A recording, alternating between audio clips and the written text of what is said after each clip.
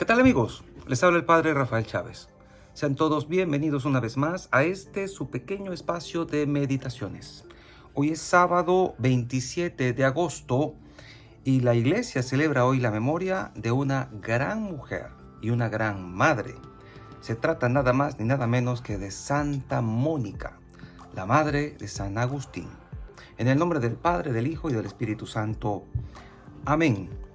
Dios nuestro, consuelo de los afligidos, que acogiste misericordiosamente las piadosas lágrimas de Santa Mónica por la conversión de su hijo Agustín, concédenos, por la intercesión de ambos, arrepentirnos sinceramente de nuestros pecados y alcanzar la gracia de tu perdón. Por nuestro Señor Jesucristo, tu Hijo, que vive y reina contigo en la unidad del Espíritu Santo y es Dios por los siglos de los siglos. Amén.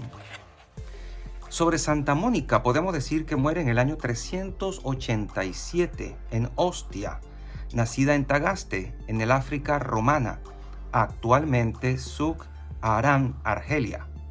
Después de 30 años de oración, consiguió la conversión de su disoluto y pagano esposo, con la guía de San Ambrosio, y consiguió la conversión de su hijo mayor, San Agustín, patrona de las madres. 30 años de oración. Y usted, señora mamá, ¿cuánto tiempo tiene orando por su hijo o por su hija que andan descarriados? ¿Ya se desalentó porque no responden? 30 años de oraciones y de lágrimas. ¿Y cuántas lágrimas no botan las madres por sus hijos que no quieren entender que solo hay un camino al cielo y se llama Jesucristo? ¿Cuántas madres no lloran día y noche porque sus hijos o sus hijas andan descarriadas, no entienden de religión, ni saben de Dios, ni quieren saberlo? Pues la vida y el ejemplo de esta mujer, Santa Mónica, les ha de ayudar a sentirse animadas, a no desanimarse, aun cuando parezca que sus oraciones no llegan a ninguna parte. Dios siempre escucha la oración de una madre. La liturgia de hoy nos trae la primera carta a los Corintios, capítulo 1, versículos del 26 al 31, el Salmo 32, dichoso el pueblo que el Señor se escogió como heredad. Y el evangelio que vamos a meditar es el de Mateo, capítulo 25, versículos del 14 al 30. En aquel tiempo, Jesús dijo a sus discípulos esta parábola: el reino de los cielos se parece también a un hombre que iba a salir de viaje a tierras lejanas. Llamó a sus servidores de confianza y les encargó sus bienes. A uno le dio 5 talentos, a otro 2, a un tercero 1, según la capacidad de cada uno, y luego se fue. El que recibió 5 talentos fue enseguida a negociar con ellos y ganó otros 5. El que recibió 2 hizo lo mismo y ganó otros 2. En cambio, el que recibió 1 talento hizo un hoyo en la tierra y allí escondió el dinero de su señor. Después de mucho tiempo, regresó aquel hombre y llamó a cuentas a sus servidores.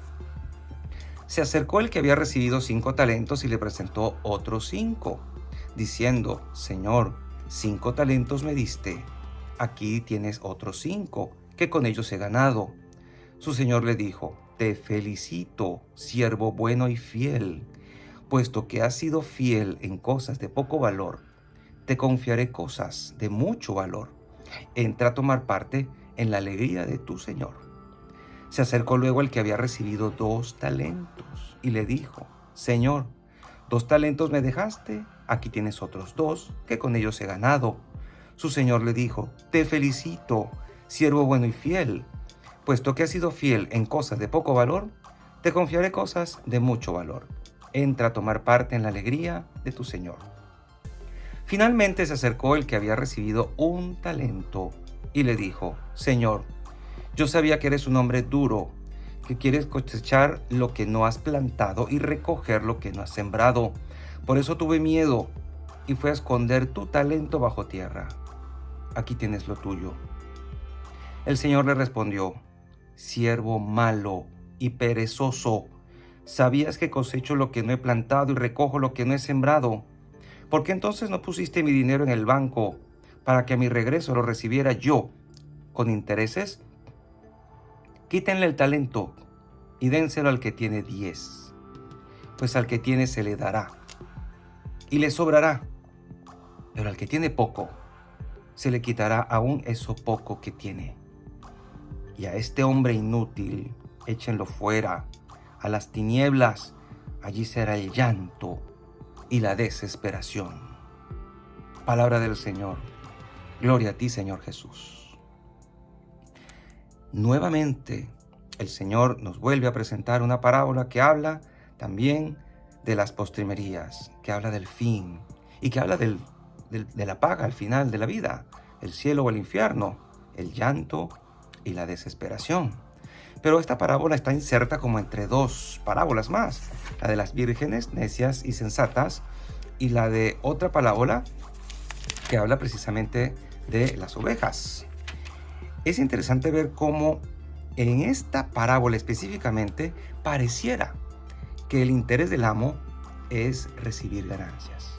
5 más de 5, 10, otros 2 más de 2 o 4, y por lo menos los intereses de la otra parte que le dio al último, a quien le repartió los bienes.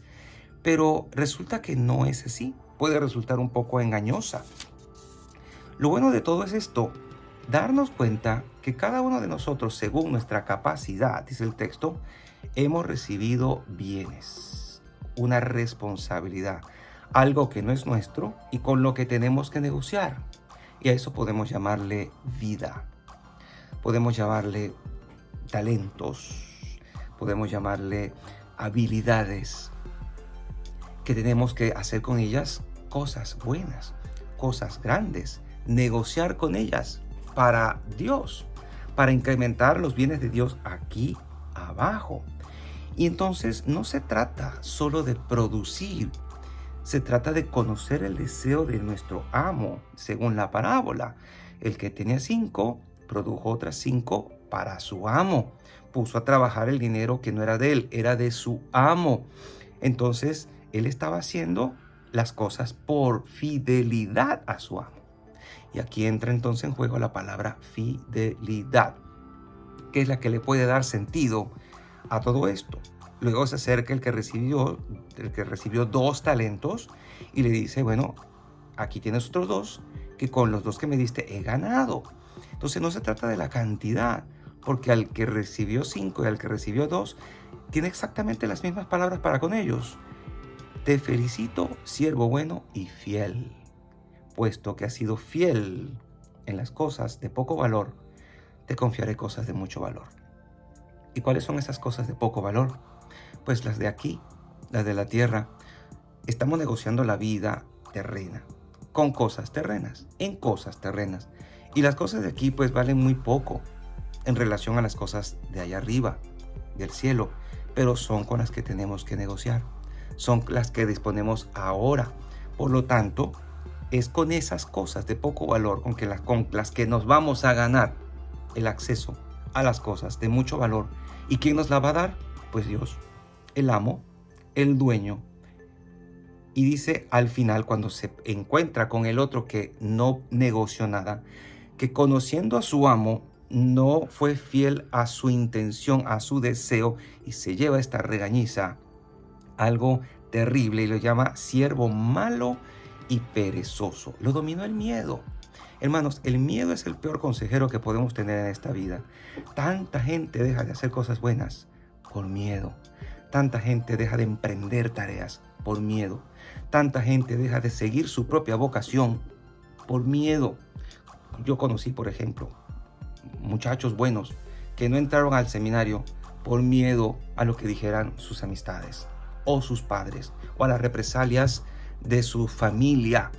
Por miedo se dejaron muchas veces de casar entre personas que realmente se amaban, pero no se enfrentaron al mundo por miedo y fueron desdichados todos. En fin, no nos debemos dejar llevar por esto. La pereza también es una mala consejera, porque no nos deja trabajar por el reino, nos frena, nos mutila en cierta manera.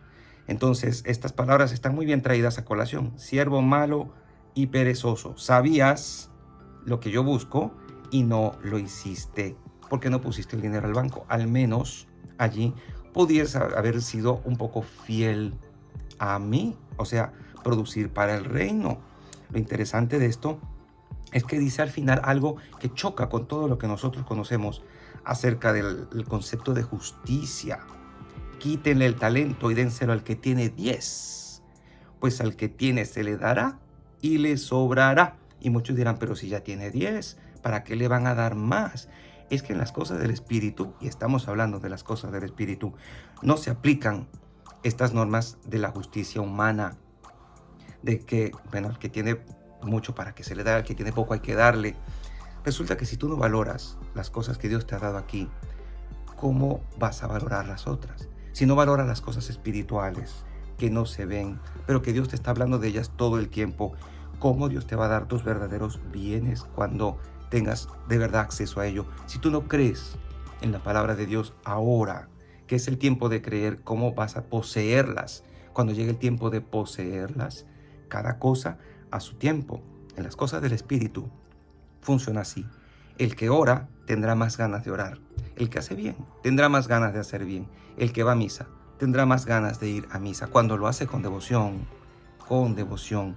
y así sucesivamente, porque eso es algo que se va aumentando, incrementando en cada uno de nosotros. Por eso dice claramente, quítenle al que tiene esto, al que tiene el talento, al que tiene un dinero, al que tiene 10, porque al que tiene se le dará y se le sobrará, porque sabe aprovecharlo y sabe cómo manejarlo y cómo tratarlo.